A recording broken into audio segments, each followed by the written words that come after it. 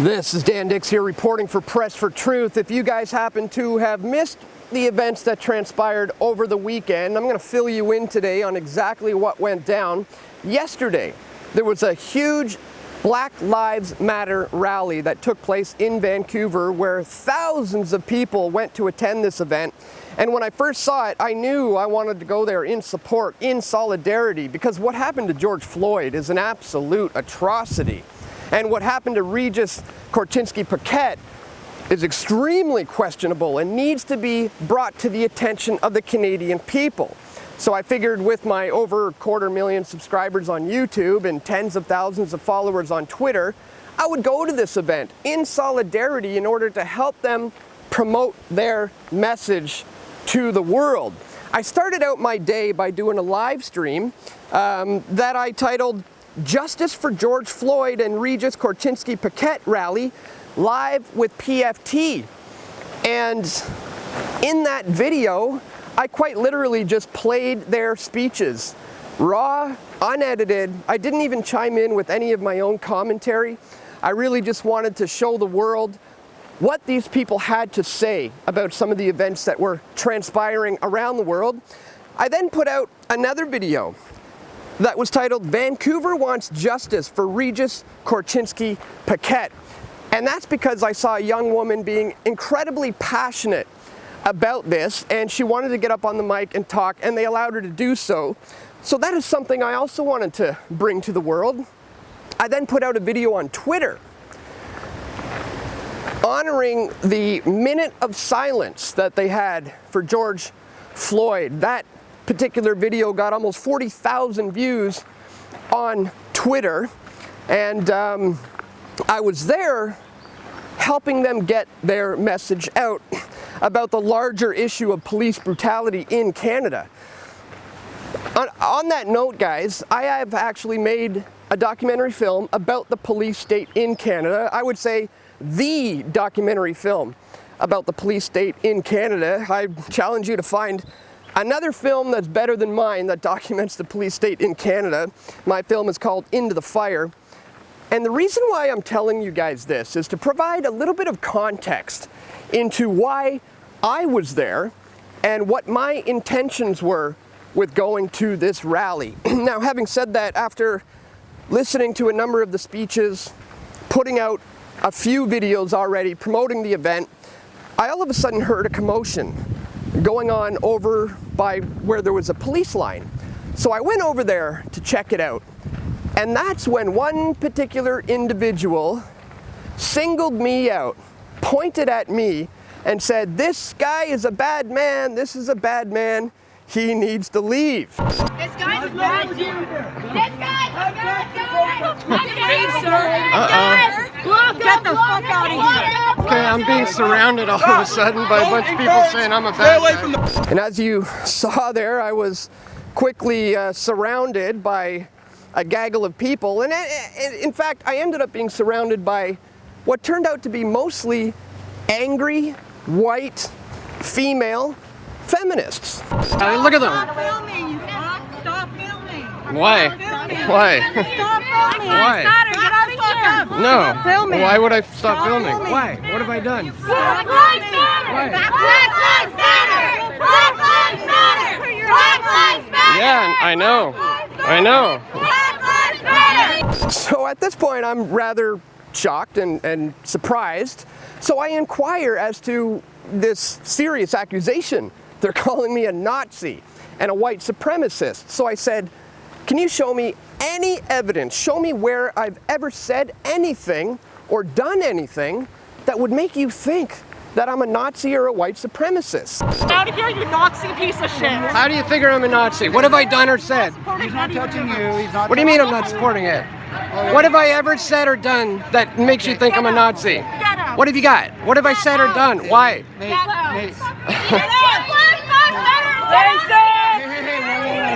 Now the reason I think to a large extent on why they couldn't provide any kind of background into why they think I'm a racist is because the majority of these people don't even know who I am, as is provable by this clip. Where do you live? What's your name? Where do you work? Press for Truth, Dan Dix. He's an independent journalist. No, he's not. Yeah, you guys can leave me alone. No, he's not. Do not touch me again. Off that way. You're gonna walk to the end. not You can touch walk him. the door, sir. All right. We can walk you right out, sir. Yeah, I'm not going anywhere, No, dude. watch me. You're gonna be going somewhere, pal. So what we're seeing here is groupthink mentality. This is the collective mind think of these particular type of people where their leader pointed me out as a bad man and they all quickly jumped on it, not knowing anything about me, not knowing who I am, but they decided it would be okay to surround me, harass me, physically push me around because they were told that I'm a Nazi. You are a disgusting excuse for a fucking human. What have I done? You are a racist man. One girl even had the nerve to say that they are standing up for human rights while completely obliterating my human rights. We need you out of here, sir. Why? This is about people's rights to be human. Sir? Another woman chimed in and said, you can't film these people.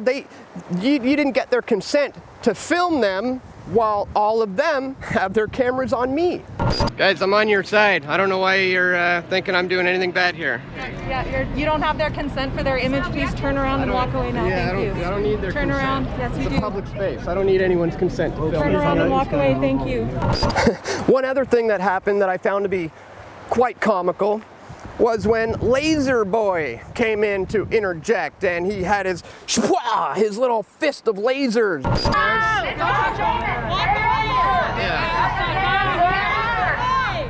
We don't want Dan here. Dan, go away. Even a police officer had to tell him to get his hand out of his face. How about I go somewhere else, okay? Is that fair, mate? I mean, Put your hand away from my face. Okay? Is that fair? and he wasn't the only one being like that. There was another individual who came up to me, again, not knowing who I am, who started poking and pushing me while saying, you're not social distancing. Stay back 6 feet, stay back 6 feet, as he poked and prodded at me. The cop had to chime in and said, you can't do that. Stop pushing me, dude. No, but where are you going? It's social distance. Stop touching Where are me. you going? Where are you going? Like social distance. You said you 6 feet. Social. No, 6 feet. He's touching No him. hand. Yeah. Okay. That's an actual assault when you're touching people. Where are you going? So eventually, the one police officer who was kind of dealing with the situation did everything he could to de-escalate it by having myself removed from the event. I was essentially escorted away from the police. They told me it's, essentially for my safety to avoid any kind of an assault, but really my right, my freedom of speech was violated because they took the side of these thugs who didn't even know who I was and pushed me out of that rally for absolutely no good reason. Now, later, when I got home, funnily enough, I found this tweet from the Anti-Hate Canada group, and it said, journalists, writers, and organizers, please pitch us op-eds and stories about the George Floyd demonstrations with a Canadian angle. We pay our contributors quickly, DMs open. So I chimed in by saying, sure, I was mobbed and attacked by a group of angry leftists who don't even know who I am or anything about me. Their collective mob mentality kicked in because their dear leader said I'm a bad man. So they jumped into attack mode like a pack of hyenas. Will you run that story? And then I was subsequently blocked by Anti-Hate Canada. So again, I chimed in and said, this is what pointing out their hypocrisy gets you. Much like in real life, they're not capable of a rational discussion. They just crumble, block, and delete. Pathetic losers. Now, admittedly, it's a little out of my character to call people names, but admittedly, I was rather frustrated with the way I was being treated by these people, especially when my true intention there, as was evident by my earlier coverage that day, was to be there in solidarity for their cause and to raise awareness about their issue. But this goes to show a very serious problem that we have here in Canada, and in particular with those who are tied into Antifa, Black Bloc, or any of these mostly faceless organizations that appear to be fighting against fascism, they often become the very things that they say they're fighting against, as was the case with me yesterday in Vancouver. So the bottom line is, guys, I am okay. Nothing physically harmed me. They were pushing and poking and, you know, surrounding me and intimidating me, but that doesn't scare me. And I'm not going to allow that to stop me from continuing to do the work that I do, because I know what my intentions are. I know I'm in this for the right thing, and I hope the viewers of this channel understand that too. And maybe we could bring these people around, because again, I'm there for them, you know, I'm there to support their cause. But unfortunately, they just didn't see it that way. So I just wanted to let you guys know what I had to deal with there yesterday, guys. If you appreciate my efforts to go into these types of scenarios, putting myself in danger. I mean, last time I went to one of these things, they clocked me in the back of the head with a blunt object, which gave me a raging headache for the rest of the day. Thankfully, nothing like that happened again here. But as I said, I'm not going to allow it to scare me into not going anymore.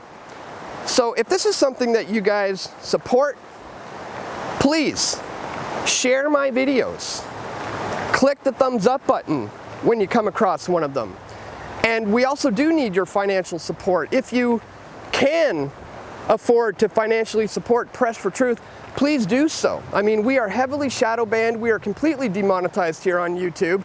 And I'm putting myself literally in danger on the front lines to help these people and you bring the truth of the things that are happening in the world to the world. So it's quite sad that that's how things turned out yesterday. I hope if any of those people who attacked me are watching this video, they realize I'm not the enemy, guys. I was there to help you. And you turned on me because of mob mentality groupthink. You didn't even know who I was, but you attacked me and pushed me out. Quite sad that the cancel culture has gotten to the point where journalists who are in support of their cause can be ousted and the police wouldn't make me leave. So once again, guys, I need your support moving forward. If you appreciate my efforts to bring you this information, please click that thumbs up button, share this video. Don't forget to check the links on the screen or in the description below if you do want to financially support my efforts to continue to do this work. And I will continue to do it, God willing. So if that's something you appreciate, guys, please keep up your continued support for my efforts here at Press for Truth. It's greatly, greatly appreciated. That's all for today, guys. Thank you so much for tuning in. We're going to have more video reports coming soon, God willing. This is Dan Dix reporting for Press for Truth. We all want truth.